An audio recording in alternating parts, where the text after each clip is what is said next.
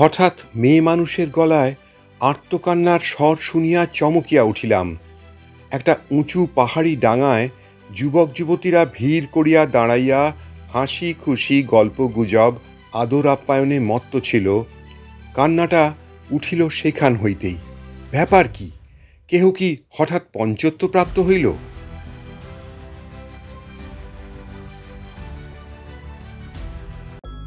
এই মুক্ত জ্যোৎস্না শুভ্র বনপ্রান্তরের মধ্য দিয়া যাইতে যাইতে ভাবিতেছিলাম, এ এক আলাদা জীবন। যারা ঘরের দেওয়ালের মধ্যে আবদ্ধ থাকিতে ভালোবাসে না, সংসার করা যাদের রক্তে নাই, সেই সব বারমুখ খাপছাড়া প্রকৃতির মানুষের পক্ষে এমন জীবনই তো কাম্য। কলিকাতা হইতে প্রথম প্রথম আসিয়া এখানকার এই ভীষণ নির্জনতা ও সম্পূর্ণ বন্য জীবনযাত্রা কি অসহ্য হইয়াছিল, কিন্তু এখন আমার মনে হয় এই ভালো। এই বর্বর রুক্ষ বন্য প্রকৃতি আমাকে তার স্বাধীনতা ও মুক্তির মন্ত্রে দীক্ষিত করিয়াছে। শহরের খাঁচার মধ্যে আর দাঁড়ে বসিয়া থাকিতে পারিব কি?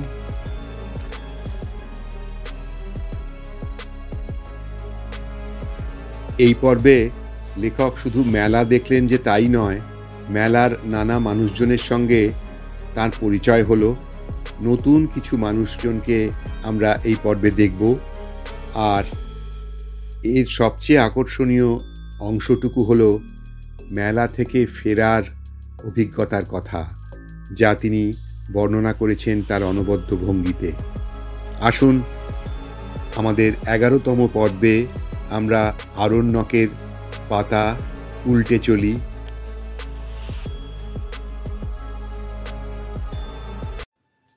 যেন পাহাড় হইতে নামিতেছি মনে হইল। ঘোড়ায় জল পার হইয়া যাইতে যাইতে এক জায়গায় ঘোড়ার জিন পর্যন্ত আসিয়া ঠেকিল। রেকাব দল শুদ্ধ পা মুড়িয়া অতি সন্তর্পণে পার হইলাম। ওপারে ফুটন্ত রক্তপলাশের বন, উঁচু নিচু রাঙা রাঙা শিলাখণ্ড, আর শুধুই পলাশ আর পলাশ, সর্বত্র পলাশ ফুলের মেলা। একবার দূরে একটা বুনো মহিষকে ধাতুক ফুলের বন হইতে বাহির হইতে দেখিলাম। সেটা পাথরের উপর দাঁড়াইয়া পায়ের খুর দিয়া মাটি খুঁড়িতে লাগিল। ঘোড়ার মুখের লাগাম কষিয়া থমকিয়া দাঁড়াইলাম। ত্রিসীমানায় কোথাও জনমানব নাই, যদি শিং পাতিয়া তাড়া করিয়া আসে। কিন্তু সৌভাগ্যের বিষয়, সেটা আবার পথের পাশের বনের মধ্যে ঢুকিয়া অদৃশ্য হইয়া গেল। নদী ছাড়াইয়া আরও কিছু দূর গিয়া পথের দৃশ্য কি চমৎকার!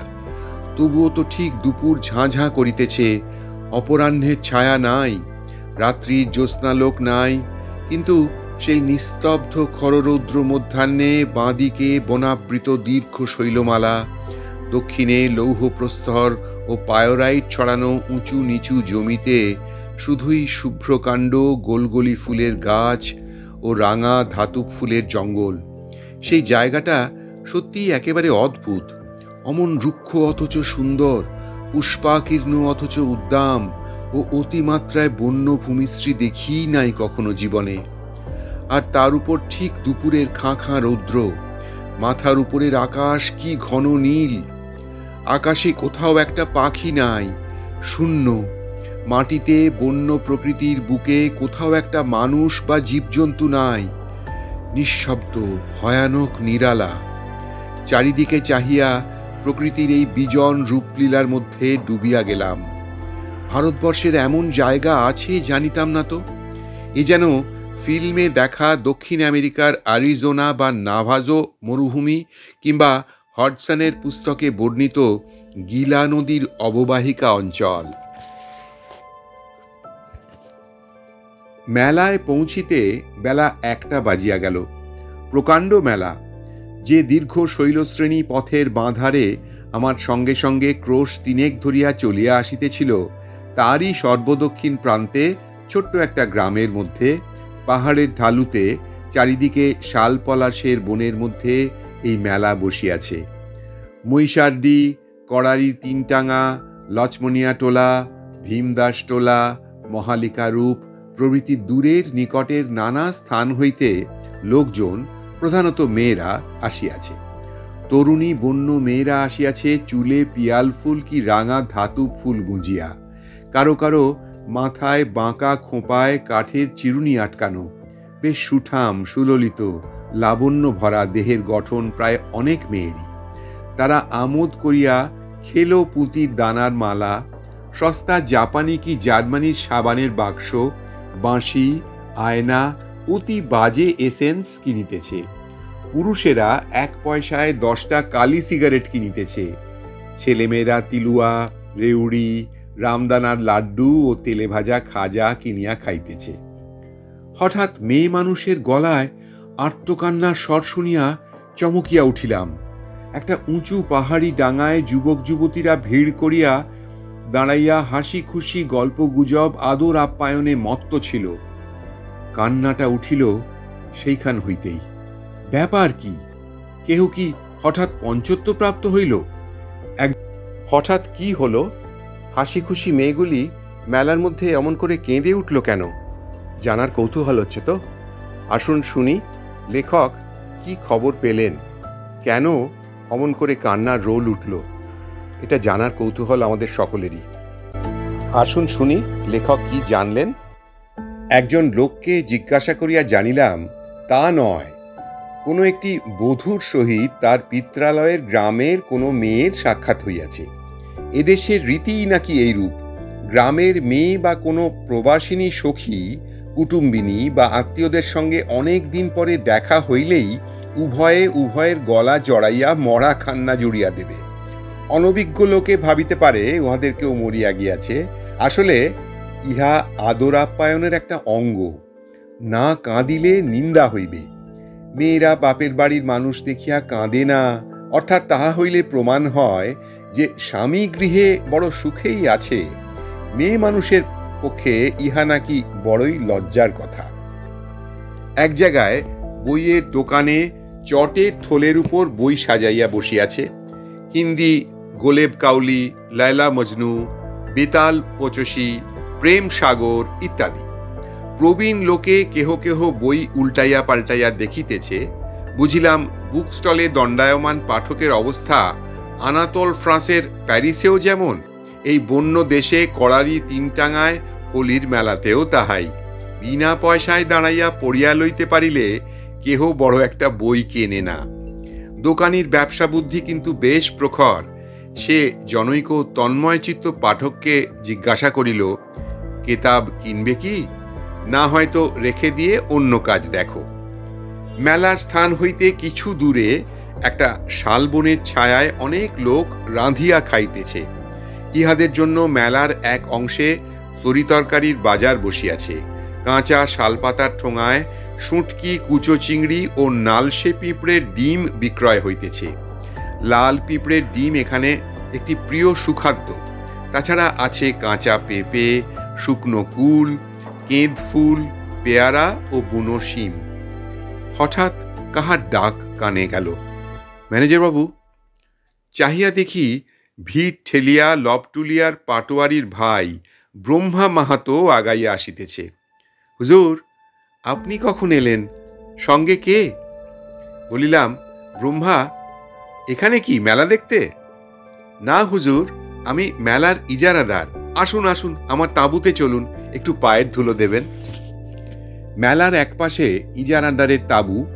সেখানে ব্রহ্মা খুব খাতির করিয়া আমায় লইয়া গিয়া একখানা পুরনো বেন্টুড চেয়ারে বসাইল। সেখানে একজন লোক দেখিলাম। অমন লোক বোধহয় পৃথিবীতে আর দেখিব না। লোকটি কে জানি না। ব্রহ্মা মাহাতোর কোনো কর্মচারী হইবে। বয়স 50-60 বছর। গা খালি, রং কালো, মাথার চুল কাঁচা পাকায় মেশানো। তাহার হাতে একটা বড় থলিতে 1 থলি পয়সা, বগলে একখানা খাতা। সম্ভবত মেলার খাজনা আদায় করিয়া বেড়াইতেছে। ব্রহ্মা মাহাতোকে হিসাব বুঝাইয়া দিবে। মুগ্ধ হইলাম তাহার চোখের দৃষ্টির ও মুখের অসাধারণ দীন নম্র ভাব দেখিয়া। যেন কিছু ভয়ের ভাবও মেশানো ছিল সে দৃষ্টিতে। ব্রহ্মা মাহাতো রাজা নয়, ম্যাজিস্ট্রেট নয়, কাহারও দণ্ডমুণ্ডের কর্তা নয়, গভর্নমেন্টের খাস মহলের জনৈক বর্ধিষ্ণু প্রজা মাত্র। লইয়াছেই না হয় মেলার ইজারা। এত দিন ভাব কেন ও লোকটার তার কাছে? তারও পরে আমি যখন তাঁবুতে গেলাম, স্বয়ং ব্রহ্মা মাহাতো আমাকে অত খাতির করিতেছে দেখিয়া লোকটা আমার দিকে অতিরিক্ত সম্ভ্রম ও দীনতার দৃষ্টিতে ভয়ে ভয়ে একাধবারের বেশি চাহিতে ভরসা পাইল না। ভাবিলাম, লোকটার অত দিনহীন দৃষ্টি কেন? খুব কি গরিব? লোকটার মুখে কি যেন ছিল, বারবার আমি চাহিয়া দেখিতে লাগিলাম। Blessed are the meek, for theirs is the kingdom of heaven. এমন ধারা সত্যিকার দীন বিনম্র মুখ কখনো দেখি নাই। ব্রহ্মা মাহাতোকে লোকটার কথা জিজ্ঞাসা করিয়া জানিলাম তার বাড়ি কড়ারির তিনটাঙা, যে গ্রামে ব্রহ্মা মাহাতোর বাড়ি, নাম গিরিধারী লাল, জাতি গাঙ্গোতা। উহার এক ছোট ছেলে ছাড়া আর সংসারে কেহই নাই। অবস্থা যাহা অনুমান করিয়াছিলাম, অতি গরিব। সম্প্রতি ব্রহ্মা তাহাকে মেলায় দোকানের আদায়কারী কর্মচারী বহাল করিয়াছে, দৈনিক 4 আনা বেতন ও খাইতে দিবে। গিরিধারী লালের সঙ্গে আমার আরও দেখা হইয়াছিল, কিন্তু তাহার সঙ্গে শেষবারের সাক্ষাতের সময়কার অবস্থা বড় করুণ। পরে সেসব কথা বলিব। অনেক ধরনের মানুষ দেখিয়াছি, কিন্তু গিরিধারী লালের মতো সাচ্চা মানুষ কখনো দেখি নাই। কতকাল হইয়া গেল, কত লোককে ভুলিয়া গিয়াছি, কিন্তু যাহাদের কথা চিরকাল মনে আঁকা আছে ও থাকিবে, সেই অতি অল্প কয়েকজন লোকের মধ্যে গিরিধারী লাল একজন। বেলা বাড়িয়া আসিতেছে, এখনই রওনা হওয়া দরকার। ব্রহ্মা মাহাতোকে সে কথা বলিয়া বিদায় চাহিলাম। ব্রহ্মা মাহাতো তো একেবারে আকাশ হইতে পড়িল। তাঁবুতে যাহারা উপস্থিত ছিল তাহারা হাঁ করিয়া আমার মুখের দিকে চাহিল। অসম্ভব! এই 30 মাইল রাস্তা অবেলায় ফেরা! হুজুর কলিকাতার মানুষ, এ অঞ্চলের পথের খবর জানা নাই, তাই একথা বলিতেছেন। 10 মাইল যাইতে সূর্য ডুবিয়া যাইবে, না হয় জ্যোৎস্নে রাত্রি হইল। ঘন পাহাড় জঙ্গলের পথ, মানুষজন কোথাও নাই। বাঘ বাহির হইতে পারে, বুনো মহিষ আছে, বিশেষত পাকা কুলের সময়। এখন ভালুক তো নিশ্চয়ই বাহির হইবে। কারো নদীর ওপারে মহালিখারূপের জঙ্গলে এই তো সেদিনও এক গরুর গাড়ির গাড়োয়ানকে বাঘে লইয়াছে। বেচারি জঙ্গলের পথে একা গাড়ি চালাইয়া আসিতেছিল। অসম্ভব হুজুর, রাত্রে এখানে থাকুন, খাওয়া দাওয়া করুন। যখন দয়া করিয়া আসিয়াছেন গরিবের ডেরায়, কাল সকালে তখন ধীরে সুস্থে গেলেই হইবে।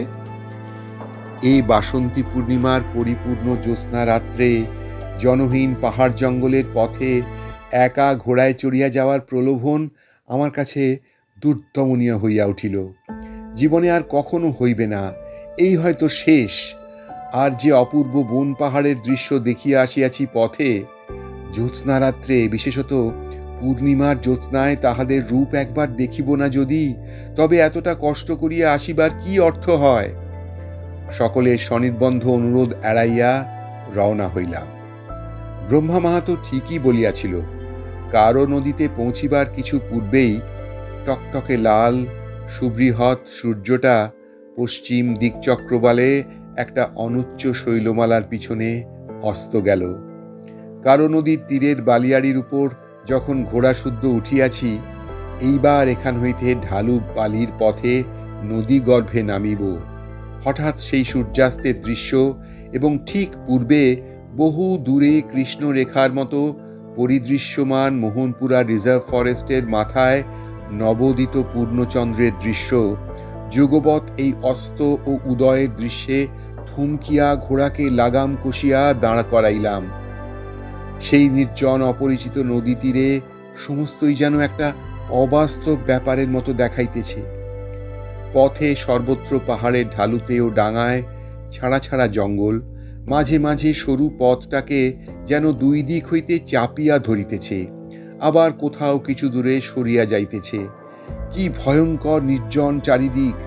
দিনমানে যাহা একরূপ ছিল, জ্যোৎস্না উঠিবার পর মনে হইতেছে যেন অজানা ও অদ্ভুত সৌন্দর্যময় পরিরাজ্যের মধ্য দিয়া চলিয়াছি। সঙ্গে সঙ্গে বাঘের ভয়ও হইল। মনে পড়িল মেলায় ব্রহ্মা মাহাতো এবং কাছারিতে প্রায় সকলেই রাত্রে এ পথে একা আসিতে বারবার নিষেধ করিয়াছিল। মনে পড়িল নন্দকিশোর গোসাই নামে আমাদের একজন বাথানদার প্রজা আজ মাস 2-3 আগে কাছারিতে বসিয়া গল্প করিয়াছিল এই মহালিকা রূপের জঙ্গলে সেই সময় কাহাকে বাঘে খাওয়ার ব্যাপার। জঙ্গলের এখানে ওখানে বড় বড় কুল গাছে কুল পাকিয়া ডাল নত হইয়া আছে, তলায় বিস্তর শুকনো ও পাকা কুল ছড়ানো, সুতরাং ভালুক বাহির হইবারও সম্ভাবনা খুবই। বুনো মহিষ এ বনে না থাকিলেও মোহনপুরা জঙ্গলে হইতে ওবেলার মতো একাত্রা ছিটকাইয়া আসিতে কতক্ষণ? সম্মুখে এখনো 15 মাইল নির্জন বনপ্রান্তরের উপর দিয়া পথ। ভয়ের অনুভূতি চারিপাশের সৌন্দর্যকে যেন আরো বাড়াইয়া তুলিল। এক এক স্থানে পথ দক্ষিণ হইতে খাড়া উত্তরে ও উত্তর হইতে পূর্বে ঘুরিয়া গিয়াছে। পথের খুব কাছে বাম দিকে সর্বত্রই একটানা অনুচ্চ শৈলমালা, তাদের ঢালুতে গোলগলীয় পলাশের জঙ্গল, উপরের দিকে শাল ও বড় বড় ঘাস। জ্যোৎস্না এবার ফুটফুট করিতেছে, গাছের ছায়া রসতম হইয়া উঠিয়াছে। কি একটা বন্য ফুলের সুবাসে জ্যোৎস্না শুভ্র প্রান্তর ভরপুর। অনেক দূরে পাহাড়ে সাঁওতালেরা জুম চাষের জন্য আগুন দিয়াছে। সে কি অভিনব দৃশ্য! মনে হইতেছে পাহাড়ে পাহাড়ে আলোর মালাকে যেন সাজাইয়া রাখিয়াছে। কখনো যদি এসব দিকে না আসিতাম, কেহ বলিলেও বিশ্বাস করিতাম না যে বাংলাদেশের এত নিকটেই এরূপ সম্পূর্ণ জনহীন অরণ্য প্রান্তর ও শৈলমালা আছে, যাহা সৌন্দর্যে আরিজোনার পাথুরে মরুদেশ বা রোডেশিয়ার বুশভেল্টের অপেক্ষা কম নয় কোনো অংশে। বিপদের দিক দিয়া দেখিতে গেলেও এসব অঞ্চল নিতান্ত পুতু পুতু বলা চলে না। সন্ধ্যার পরেই যেখানে বাঘ ভাল্লুকের ভয়ে লোকে পথ হাঁটে না।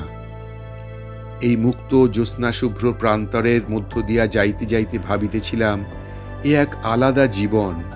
যারা ঘরের দেওয়ালের মধ্যে আবদ্ধ থাকিতে ভালোবাসে না, সংসার করা যাদের রক্তে নাই, সেই সব বারমুখ খাপছাড়া প্রকৃতির মানুষের পক্ষে এমন জীবনই তো কাম্য।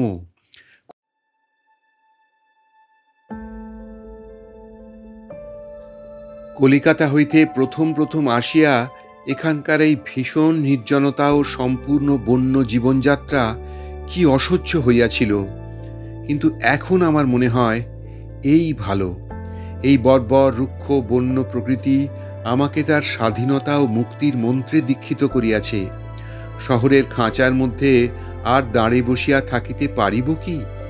এই পথহীন প্রান্তরের শিলাখণ্ড ও শাল প্রসারের বনের মধ্য দিয়া এই রকম মুক্ত আকাশতলে পরিপূর্ণ জ্যোৎস্নায় হু হু ঘোড়া ছুটাইয়া চলার আনন্দের সহিত আমি দুনিয়ার কোনো সম্পদ বিনিময় করিতে চাহি না।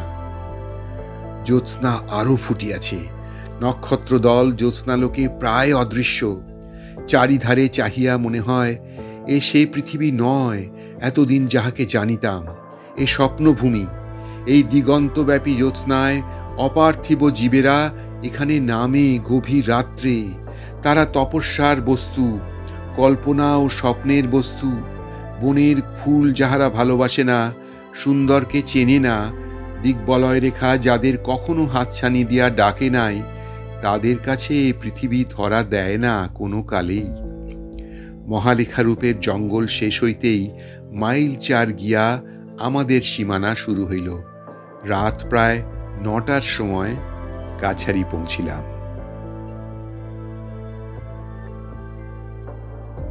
এখানেই শেষ করলাম আমার আজকের পর্ব। কেমন লাগছে জানাবেন একটু, আর আমার পাঠ ভালো লাগলে একটা লাইক করে দেবেন, আর আমার চ্যানেলটা সাবস্ক্রাইব করে দেবেন। সামনের পর্বে ফিরে আসব আরও অনেক বিস্ময়, অনেক ঘটনা, অনেক চরিত্র নিয়ে। আজকের মতো শেষ করলাম। সকলে খুব ভালো থাকবেন। নমস্কার।